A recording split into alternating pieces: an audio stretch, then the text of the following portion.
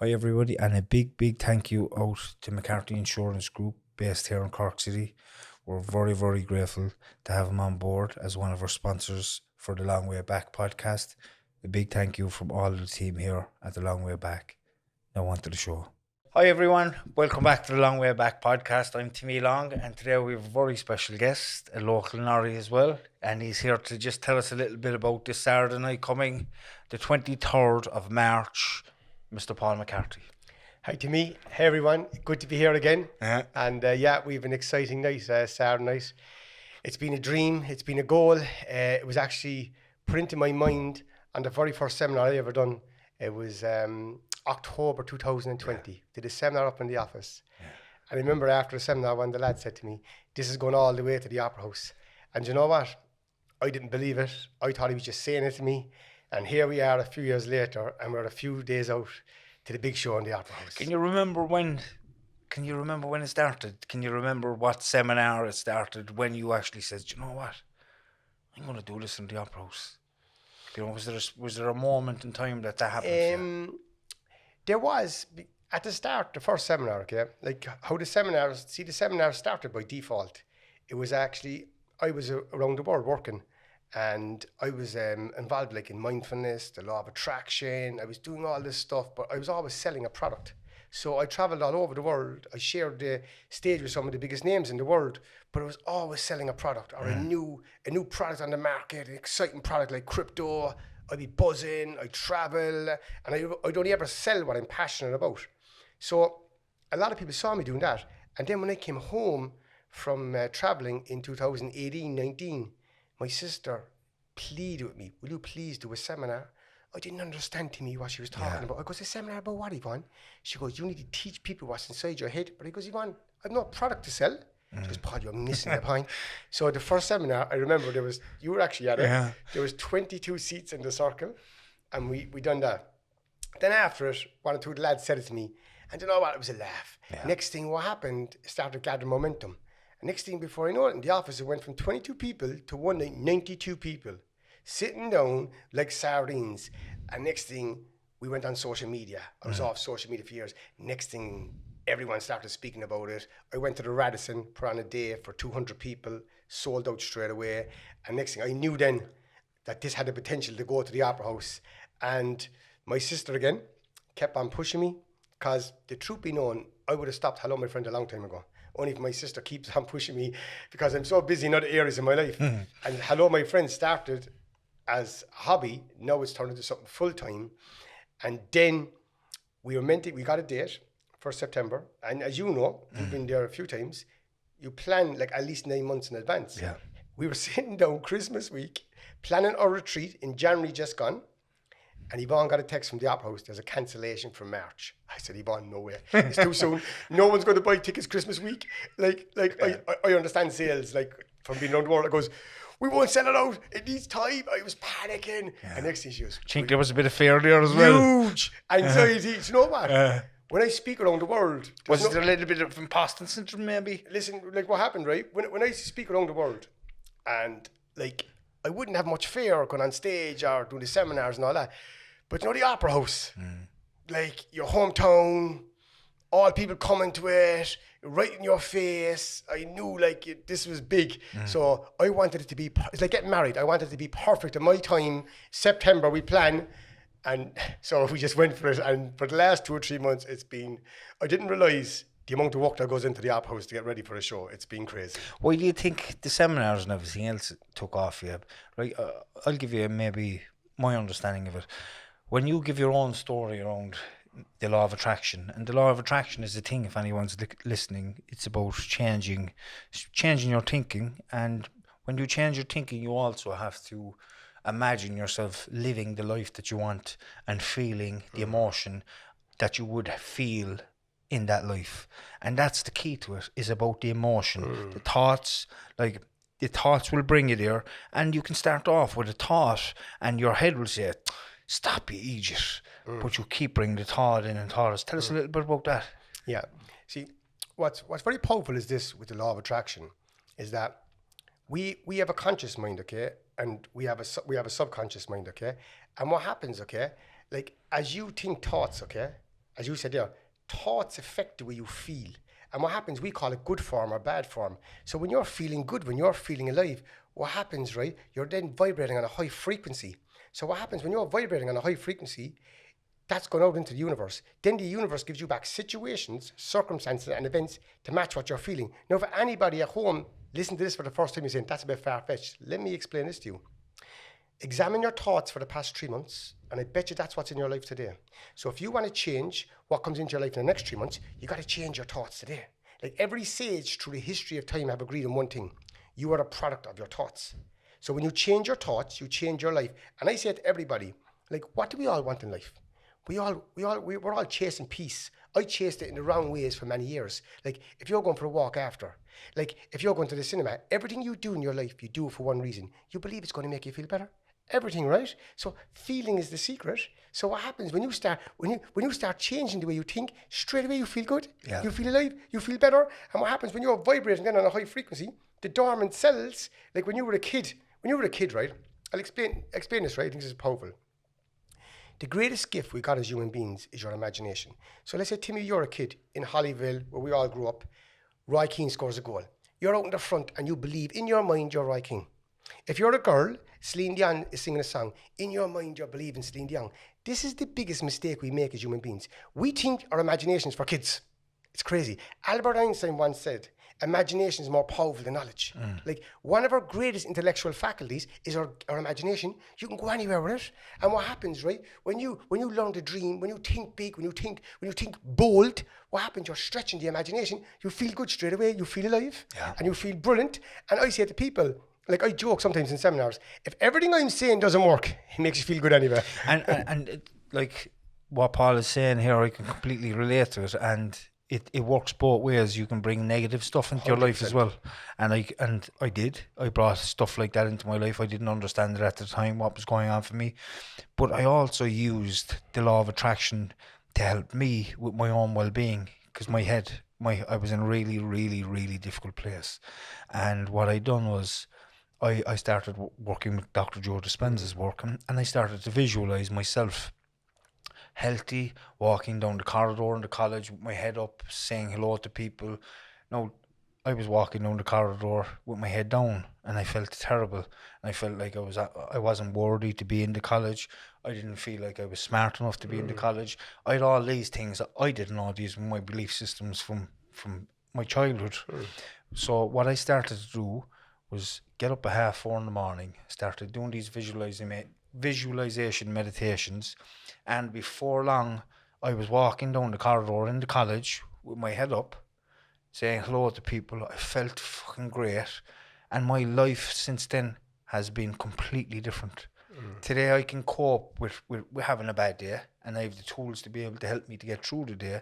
And for me, it's about sitting with myself when I need to, and allowing myself to just sit with it and accept it, and that's the key. So if anyone is listening, a law of attraction is not about attracting wealth, although you can. If you're in a really, really bad place, you can attract positivity into your life. You can attract love into your life, but just know what your intention is, isn't it? 100%. What's very important too, right, is what you, like, Joe Dispenza is one of the most sought after men in the world right now. And one of his most famous statements is this: you're either a vision of the future or a victim of the past.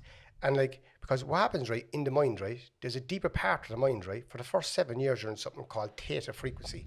The Jesuits who started the Catholic school system says, give me a boy for 7 years and I give you a man. So what happens in the first 7 years, right, like, your subconscious is open, and whatever program you're downloading from your surroundings, your parents, your people on the street, you're the product of that. That's your program. And one of the things you said there is visualization. Another way, right, brilliant way to change someone's program. So let's say now you grew up in a lot of addiction. You probably say, I'm never going to go down that addiction road. And you will, because you become a product of your environment. One of the greatest ways, right, to implement this, change your life, is the story you tell yourself. When you get up in the morning, you know what? That negative voice that's there for a lot of us, and he said this and she said that. Say, you know what? Today is going to be a great day. See, the first form of creation to me is when you think, you create energy. When you speak, you create energy. And what happens, that energy goes out into the universe and has to come back to you. But so when you get up in the morning and say to yourself, and I need the listeners, try this for one day. Get up in the morning and say, "Do you know what? Today is going to be a great day. I can't wait to see who I meet today." When you go out into the world, right, look at the world with the glass half full instead of half empty. Look at the opportunity. And when you change the way you look at things, the things you look at change. And what happens then, you're actually developing the attitude of gratitude. And another thing for the listeners as well, if they could do this in the morning, right, even write down 10 things they're grateful for 30 days. After 30 days, the whole life will change. So this stuff, right, as you know, when you start it, you'll be flying at it. Yeah. Then you get a knockback in life. Yeah. Then you'll be, so you have to, it's like going to the gym. If you go to the gym, to me, and you lift weights with one hand, what'll happen? One hand will get big and one hand won't. The same with this stuff. You got to work on it. It's like business. It's like a business. If you move into a business and you come across issues, are you going to stop straight away? Or are you going to continue? Because after every hurdle in business, there's progress and something good happens. You have to foresee and you have to understand that this is how things work. You're not going to get anything easy in life. And that means well-being as well. You have to be consistent. And like at the start of the visualization, I remember I couldn't get it. I felt so negative that I couldn't even think of two things to be grateful for. I could think of my kids and my wife. I couldn't think of anything else about myself. I wasn't grateful for anything that I had, but I was consistent. I knew that I came back the next day and I was getting stronger and stronger. And before I knew it, there was no issue. I had no issue thinking about things to be grateful for. But if you're in a really, really bad place and your energy is really low and you feel negative or you're depressed, like notice you're not going to move into this state of being like that. It's going to take time. Yeah, it's going to take a bit of time, but you have to be consistent. And the reason that I got through all that hardship that was going on for me was I kept going because I didn't know any other way to be able to get well. And I was just put everything that I had into this because I had young children that needed me, I had a wife that needed me. As I was walking around the place moping, I was no company. I was hard to be around because I wasn't being negative, but I felt I was giving off that really, really depressed aura, you know, and we all know what that is. But it, like in the opera, when people go to the opera, are they going to be able to walk away and know that they have a chance of changing their lives by listening to you? Yeah, listen, 100%. What I say to people is this, right? Not because I'm giving out the information. I learned it from, like yourself, being all over the world at many different seminars and retreats. I promise people, in 2.5 hours, I will show them simple tools how they can change their life forever. What I've witnessed in them seminars in the past few years, okay, there's going to be people in that audience Saturday night that's life has changed. We have kids as young as 12. We have one man there, he's 76 years of age. He came into the seminars a few years ago. He was a few stone overweight. Shout out to Tony. Yeah, shout out to Tony, man. But the most important thing is this. His mind was 100 miles an hour. He didn't understand this information. So you have people here in the audience that probably hearing this for the first time. Tony sat down. He went up to Anam Cree at a retreat. He set a goal. This is very important now. He set a goal, I'm going to climb Anam Cree. Croagh Patrick. Yeah. No, if Tony never climbed Croagh Patrick, he was a success. Yeah. See, it's having the goal, having the dream. People think goals and dreams are for kids. When you have a goal and you have a dream, like if we're going to Spain tomorrow and we're going to bed tonight, we jump out of bed, we're buzzing. That's the way you need to go into bed every night. You go into bed just before you go off the slumber state. You go into something called theta frequency. Another word for theta frequency is hypnosis. So do you ever go to sleep with a resentment against someone? You wake up, your head's like doing push-ups. So just before you go to sleep, you're going to sleep with that thought for 8 hours. Go to sleep with a dream and a goal. So Tony came down from Anam Cree, bought a pair of runners, started walking around the loch, started walking up Fair Hill, started walking Strawberry Hill. And a few months ago, 40 of us got in a bus, went up to Anam Cree, where we do the retreat centre. Then we went to Croagh Patrick. Tony Maher got to the top of Croagh Patrick. 76 years of age. People told him he can't do it. He's too old. He's too that. That's their belief. What's the belief? I thought you keep thinking. One of the biggest successes we've ever done is Hello, My Friend. See, Hello, My Friend, I'm only the person speaking on stage. Hello, My Friend is a community. It's a community, right? And out of that community, our greatest achievement is Tony Maher getting to the top of Crow Patrick. Yeah. What a buzz. Yeah, and I know Tony personally as well, and he's an amazing character. And Unbelievable. You know, I know how humble he is. He's a quiet man. He kind of steps back, and just to see him accomplish something like that, you know, change his whole frame of thinking, you know, and his family, you know, and the health he has today because of it, and his whole aura is all changed. The head is not down anymore. The head is up. And it's like, and I remember a while back you were saying to me, and there was a period you weren't doing seminars, and Tony was saying, when are them seminars going to start up? Yeah. He's actually, nephew said to me, he came up and he says, you know, you didn't do a seminar in 9 weeks. I goes, how was that? He goes, because Tony told me. And then I was talking to Tony, and we did the next seminar, and I had 1,000 reasons not to do it. And next thing I said to Tony, it's your fault I'm up here today. And next thing Tony spoke, and he goes, do you know, when I do one seminar, he says, gives me 3 weeks apiece. Like, and when you hear things like that, like Tony was our barman in Temple Lake, where he buzzed in and buzzed out. And when you hear you're making a difference in someone's life like that, it inspires you to do more. It inspires you to keep going, you know? Yeah. And listen, Paul, we won't get too much into this, but you do a lot of different work. Like you do a lot of charity stuff as well. You know, I know a few of the things, and I know you're not somebody that likes to talk about this stuff, but it's important as well. Like with the Opera House now, like, is there something you're going to do for charities as well in relation to the Opera House? Yeah. What we do as a family, we like to give back, okay? And we do a few different things. We do a few things like, I do a few things like organically with my mother as well. We might pick somebody, and my mum might go down and just do something spontaneously. We like doing stuff like that. And also there's a lot of local charities that we like to help in the community, like Penny Dinners, as you know, Street Angels, and many more. Does it feel comfortable for you to even talk about this, because I can sense it here? Yeah, I don't want to be putting you into this position. No, it's something I don't talk about much, really, because we do it in the background. But a big goal of mine and a big dream of mine is we work with one charity. They're amazing, called ADSOM, and there's this gentleman. They're up in the north, and I met them through my mentor Stevie. And the reason I'd explain this one, because all the proceeds from the Opera House, any profits that are there, are going to go into some Cork charities, but they're also going to. I had a dream when I was a kid, and I listen to now how thoughts work, right? Because everything in this world to me starts with a thought. Every great invention through the history of time started with a thought. The Wright brothers were going to put a plane in the sky. Edison said they're going to light up the world. Okay? In 1985, I didn't know this then. There was an ad on TV. Bob Geldof got together with all the top musicians in the world, and they wanted to do something for the kids in Africa. So I saw that when I was young. Now watch this. And I kept on saying to my mum when I was young, I'm going to build a school in Africa. And I kept on saying it. And then a few years ago, Stevie introduced me to ADSOM up in the north. And if you pay for a school, they then will do a school as well. So I was with my brother, the gentleman who helped him write the book, Stanley, a friend of yours. Recently, we were talking about goals and dreams. And he asked me about the school in Africa. I goes, I don't know where it came from, Stanley. He goes, know where it came from?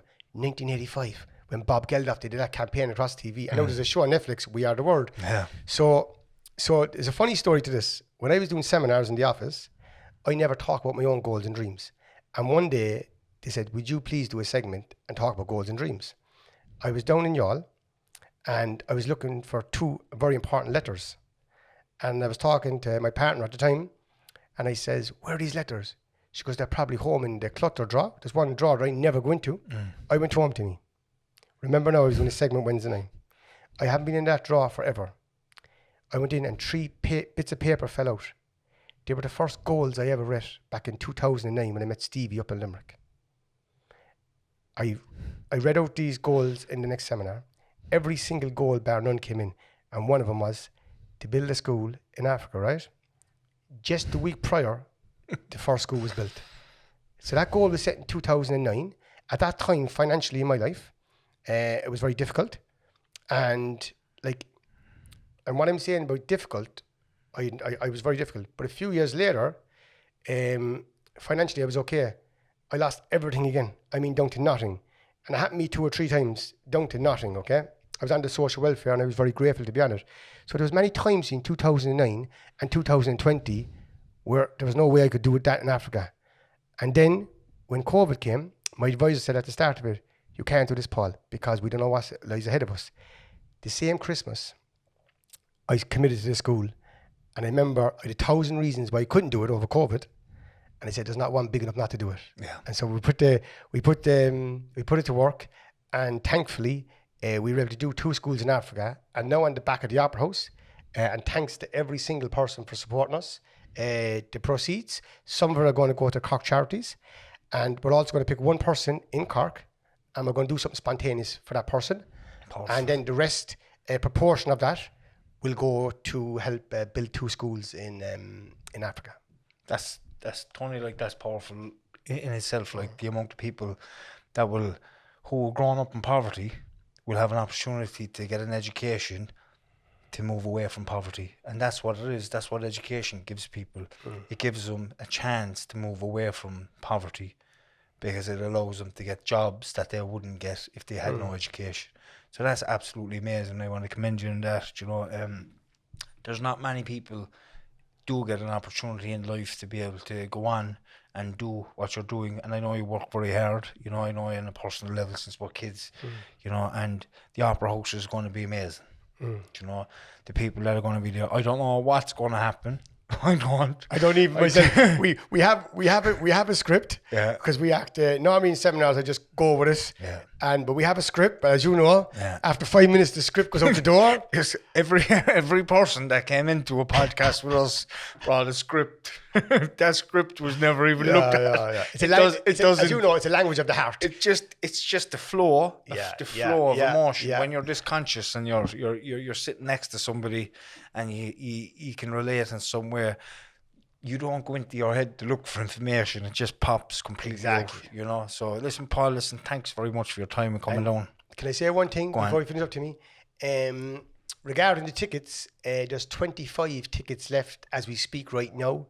Again, I want to thank every single person. I mean that from the bottom of my heart. I want to thank Timmy for having me on tonight. Timmy's a very good friend of mine. We grew up together. I'm from Kilcairn Close. He's from Arcullen.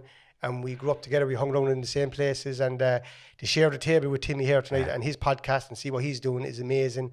And I must say, like, you know, it's a huge honour, you know, to headline in the Opera House. And I've been inspired to do that too on the back and seeing James and Timmy do with the Norris podcast, you know. And there's probably people sitting down at home now and thinking, can I do that? Do you know what?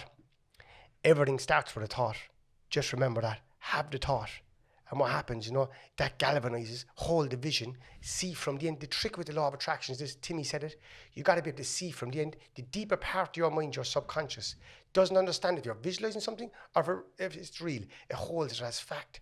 So maybe one day you'll start a podcast. Maybe one day you'll head to the Opera House. Maybe one day you'll head to Africa. Maybe one day you'll head to some other part of the world. Because I know one thing, every single human being loves to help people. So don't wait 30 years to live today. Today's the day. Go for your goals, go for your dreams, because it's your life. Again, thanks to me. You're welcome. And just going back to what you said about every human being wants to help people, there's no better feeling in life than knowing that you just made somebody else's life easier. And I know you know that, and I know there's stuff that you still keep to yourself about the work that you do. So listen to me, I just want to the best of luck Saturday night. I know it's going to be amazing if it's anything compared to the seminars that you're doing up there and the amount of people, but be a bigger audience, you know. And I can imagine, I'm just thinking now in my own head, like, the energy that's going to be inside that fucking room from the stage, like, you know, it's your place. Yeah, it's where it's what you're good at. Like, you're good on stage, you know how to fucking get it across, and I can see the amount of energy that you put into things like that, you know, and it's going to come across really, really well. And I wish you all the best. And I mean that truly. Thank you. So listen, lads, I hope you enjoyed the mini podcast with myself and Paul. I'm Timmy Long, the Long Way Back podcast.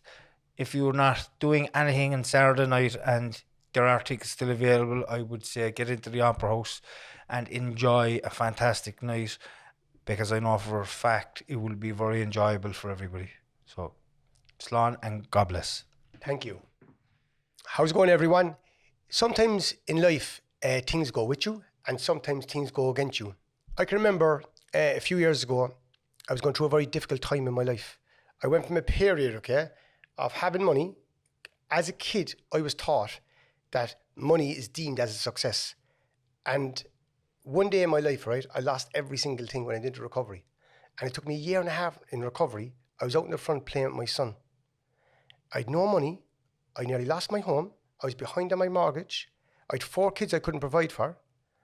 And I was playing with my son Dean, and I was happy. I said, oh my God. I goes, money, yes, pays the bills, but it doesn't make you happy. That was the biggest revelation in my life ever. And just after that, okay, I was on the social welfare. And I was very grateful to be on the social welfare. To give me €430 a week so I could keep my family home going and pay for my kids while I try to get back on my feet. But there's one funny story. I was inside the social welfare, okay? I used to go over there every single month with my dad. I used to be dressed in a suit and I used to be pretending I was over there for my dad. Every single month, no problem. One month, my dad couldn't go. I went into the social welfare and I was dodging and ducking. Who was in front of me? But this man here, Timmy Long. I said, oh my God, if he sees me, I'm caught. Next thing, I was ducking and diving. He was ahead of me. He just did his signing on. Next, he turned around and he says, they calls me Charlie. Charlie, you're the last fucking person I expected to see here. I goes, oh my God. You know, it's funny when you look back at it. Swallow me up. That's the way he felt at the time, you know. But on a serious note, anybody who's at home looking at this right now, if you're going through a very difficult time, don't give up hope. In my darkest day, on the 23rd of January 2004, when I was sitting inside Charlie's, I didn't know what my future held. I had no bright lights. If you told me that morning I'd been in a meeting of Alcoholics Anonymous that night, I said you were crazy. But through my darkest day was my biggest breakthrough. I didn't know my life was just about to change. And it did. Like, you could be looking at this right now. You could be going through your darkest day. Don't give up. Don't give up hope in your loved ones. My brother, who's been a huge inspiration in my life, I remember a few years ago when he'd nowhere to go. No treatment centre would take him anymore. And it took one person up the north called Steve McGowan to put out the olive branch, tell him come up to live with me. So you never know what's going to happen tomorrow. Life is for living. Don't give up on your goals. Don't give up on your dreams. You can start any time. I've seen some of the biggest breakthroughs in the last few years than never before. I've seen people come into recovery. People said they'll never make it. They'll never make it. And now they're flying. And what's very important is this. You might have somebody in your life who's going through a tough time. Don't give up hope in him either, or her. Because when somebody can't believe in themselves, it takes one other person to believe in them. And when one other person believes in them, they'll have that spark. They'll have that spark. Can you remember as a kid? Like, I can remember up in Vincent's, Keith Ricken. I never forget the way he spoke to us, the way he loved us. Still to this day, I go through a wall for that man. Another man, Teddy O'Brien. We played at Mary's in soccer. You know what? They spoke to us, not as kids, as another human being. You know? So when you're speaking to a friend or a loved one, speak to them as another human being. And you know what? That spark will rise in them. I know when that spark rises in them, you'll see them smiling. You see him with their chest up. You see him getting a job, going into a relationship. You see him opening a business. You see him making loads of money. And you know what? You won't take any credit for that. But you know what? In your heart, you'll say, I played a small part in that man's life. Because that's what life's all about. Don't wait 30 years to live today. Some of the greatest minds that this world has ever known. Steve Jobs, what did he say in his deathbed? I should have spent more time with my kids. Because you can't bring money with you. The most important thing you have is something called time. We all have the same currency every day. For 24 hours we have time. What do you do with your time? How many times do you sit down in the morning and write down your goals and dreams? If you don't write down your goals and dreams, how do you expect to manifest them? Invest in yourself. Because you're worth it. Thank you. Well, Paul, well said. Well said. Thanks very much for that, Paul. And listen, again, the Opera House, the 23rd of March. If you're not doing anything, go there, check it out. It's going to be an amazing night. I'm going to be there with my family, and we're all looking forward to it, and I wish you all the best. Thank you, Timmy. Thank you.